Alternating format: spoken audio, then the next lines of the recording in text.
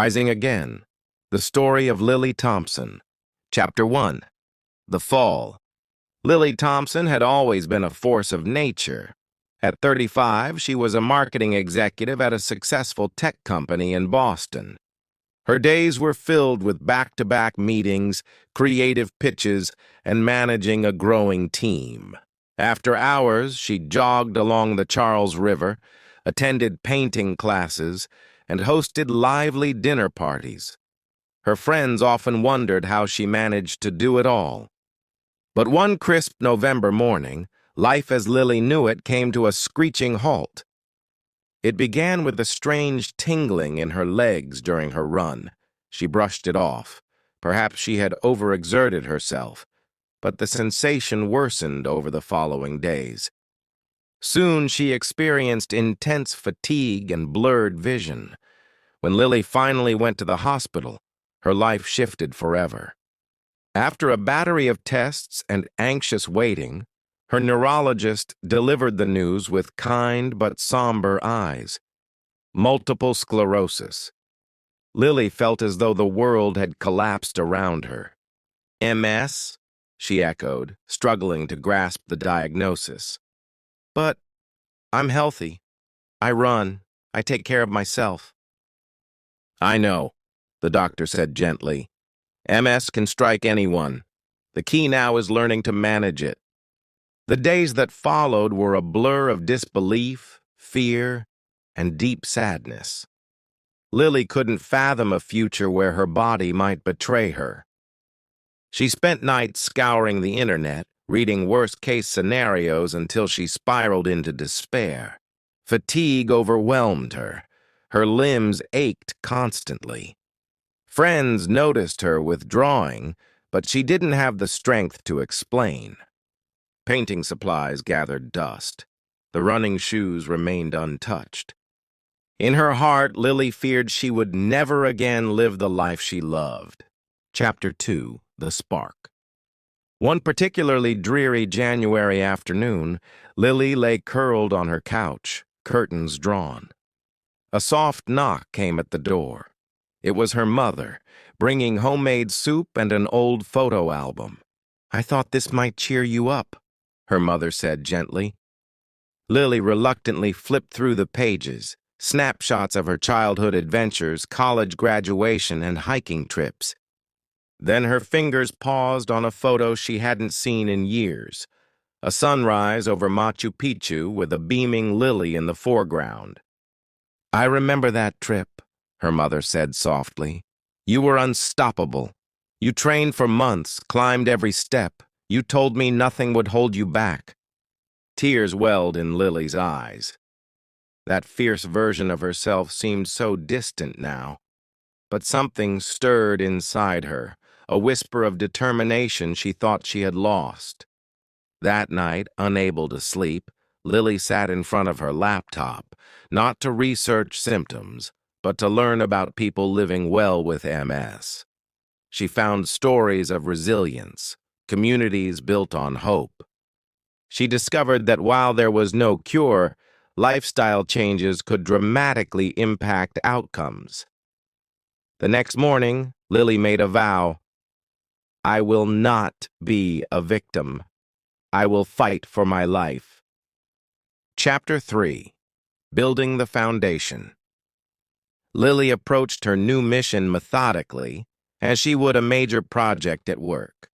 She listed habits that could support her mind and body. She consulted her doctor and a nutritionist. She joined an MS support group online. The plan she crafted was simple yet powerful. 1. Movement. Every day, even on bad days, Lily would do gentle yoga or short walks. 2. Anti-inflammatory diet. She adopted a Mediterranean-inspired diet rich in vegetables, fruits, fish, and healthy fats. 3. Mindfulness practice. She began with 5 minutes of meditation each morning, gradually increasing the duration. 4. Gratitude journal. Each night she listed 3 things she was grateful for. 5. Creative expression. Lily returned to painting even if it was just for a few minutes a day. The first weeks were brutal. Some days, just getting out of bed felt like climbing Everest. Her muscles protested. Old fears resurfaced. But Lily reminded herself of the sunrise at Machu Picchu. Progress would be slow, but progress was possible. Little victories mattered: completing a yoga session, preparing a nourishing meal, smiling at a finished painting. Gradually, Lily's resilience deepened. The fatigue loosened its grip. Her balance improved. The brain fog began to lift. And through meditation, she discovered a new strength: acceptance. "I am not my illness," she whispered during one session. "I am so much more." Chapter 4: The Transformation. 6 months into her new routine, Lily saw profound changes, not just physically but mentally and emotionally. Her body felt stronger. The flare-ups became less frequent and less severe. She regained confidence in her movement. She even laced up her running shoes again, not to race down the river, but to savor slow, mindful walks. But perhaps the greatest transformation occurred in her heart. Through journaling, Lily realized she had long tied her self-worth to achievements. MS forced her to redefine success, not by promotions or miles run, but by inner peace and joy.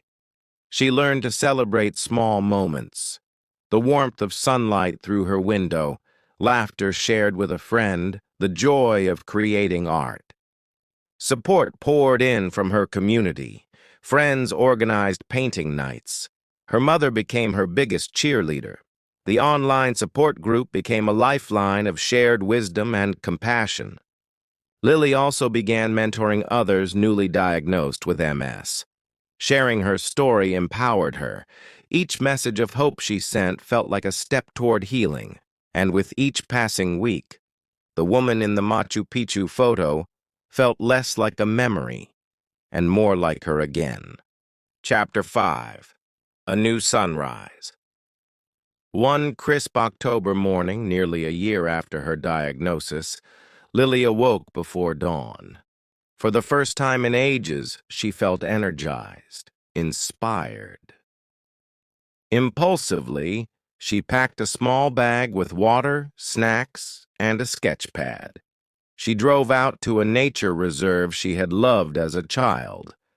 The trail wasn't easy. Parts of it tested her endurance and balance. But Lily paced herself, mindful of every step. Along the way, she marveled at autumn leaves ablaze with color and birds welcoming the new day. Reaching the summit as the first rays of sun peeked over the horizon, Lily stood tall, breathless, exhilarated. She pulled out her sketch pad and began to draw. Not just the sunrise, but her journey: dark valleys, winding paths, moments of light. As she sketched, tears of gratitude streamed down her face. "I'm here," she whispered. "I'm alive. I'm thriving." In that moment, Lily knew her life had changed forever. Not because she was free of MS, but because she had chosen how to live with it. Back in Boston, Lily's life blossomed anew. She resumed part-time work, balancing it with self-care. She organized art therapy workshops for others with chronic illnesses. Her gratitude journal remained a nightly ritual.